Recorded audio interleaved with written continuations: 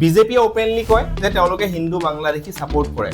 so সেই ক্ষেত্ৰত কংগ্ৰেছৰ এটা বদনাম আছে মুখে মুখে বদনাম চলে যে কংগ্ৰেছে মুসলিম বাংলাদেশী সাপোৰ্ট কৰে বুলি সেই ক্ষেত্ৰত আপুনি গভৰ্ণমেণ্টে কিছুমান তথাকথিত জাতীয়তাবাদী জয়া অসম বুলি কোৱা নেতা সৃষ্টি কৰিছে যিবিলাকে উশৃংখল এটা পৰিৱেশৰ সৃষ্টি কৰিছে এগৰাকী মহিলা হিচাপে যেতিয়া আপুনি পলিটিক্সলৈ আহিছিলে কিবা বাধা পাইছিলে নেকি পলিটিক্সত যাবলৈ হলে বহুত টকা লাগিব বা সেই টিকেট বিলাকো মানে বেচা কিনা হয় বুলি আমি শুনা পাওঁ যে কোনোবা যদি এমএলএ উঠিবলৈ হয় বহুত টকা কাৰোবাক দিব লগা হয় চাওক আগতে আমি পৰিৱৰ্তনৰ কথা শুনিলো 10 বছৰ আগত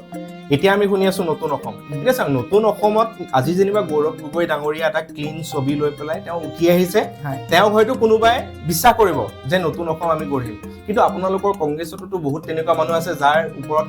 বহু ধৰণৰ কৰাপচনৰ চাৰ্জ আছে লুৰিণজ্যোতি গগৈ কৈছে নেকি যে আমাৰ এলায়েন্সৰ কথা পাতা নাই আদাৰ যিবিলাক স্মল পাৰ্টিজ আছে তেওঁলোকে কৈছে নেকি যে আমাৰ লগত পাতা নাই অখিল গগৈ কিয় ইমান পটককৈ আগদিনাখন মিটিং হ'লে পিছদিনাখন ৰিয়েক্ট কৰে সেইটো কথা মই ক্লিয়াৰিটি দিম আপোনাক মানে এতিয়াও আপোনালোকৰ সেই এলায়েন্সৰ কথাটো মানে ফিক্স হোৱা যোনটো তেজপুৰ ইউনিভাৰ্চিটি ইছ্যু সেই ক্ষেত্ৰত আচলতে গভৰ্ণমেণ্টে কি ষ্টেপ লোৱা নাই বুলি আপোনালোকে ভাবে আগতে দেৱদেৱতাসকল যেতিয়া বিপদত পৰে গোটেই অস্ত্ৰবিলাক মহিলাৰ হাতত দিছিলে তাৰমানে বুদ্ধি লক্ষ্মী সৰস্বতী গোটেইবিলাক মহিলাৰ তাত আছিলে এতিয়া বুদ্ধি ভ্ৰষ্ট এই চৰকাৰখনে কৰিলে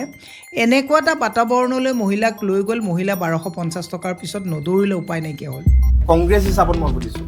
আপোনালোকে মানে সেই হিতাধিকাৰী বস্তু ছাপোৰ্ট নকৰে এতিয়াতো ইলেকশ্যন কমিশ্যনে গৃহমন্ত্ৰীৰ ভৰিত ধৰে আজি যদি গুজৰাটৰ পৰা যদি ইলেকশ্যনৰ 5 দিনৰ আগত মানে এই এছআৰ হৈ থাকোঁতে আহি হোটেলতো আছে তেওঁলোকৰ নাম ভৰাব দিছে কংগ্ৰেছে এবাৰ ছেক্ৰিফাইচ কৰিব নেকি যে কোৱালিটি মানুহ আমি আনিম বা কংগ্ৰেছ নেতৃত্বত থকা বহু মানুহক আমি বাদ দিম নতুন মুখ আমি দেখাবলৈ গতিকে সৰ্বানন্দ সোণোৱালটো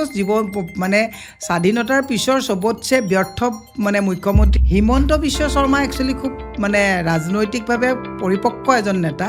তেওঁ খুব ভালকৈ ৰাজনীতিটো বুজি পায় আপোনালোকে ইমান ধাৰত উঠ খোৱাৰ পিছত ওপৰতো চৰকাৰখন বেলেগৰ চ' আপোনালোকে কি পৰিকল্পনা কৰিছে কেনেকৈ সেইটো মানে ৰিকভাৰ কৰিছে কৰাপশ্যন কংগ্ৰেছ চৰকাৰৰ দিনত কৰাপশ্যন হৈছিলে আৰু যিসকলে কৰাপশ্যন কৰিছিলে এতিয়া তেওঁলোক একচুৱেলি বিজেপি গভৰ্ণমেণ্টৰ লগত আছে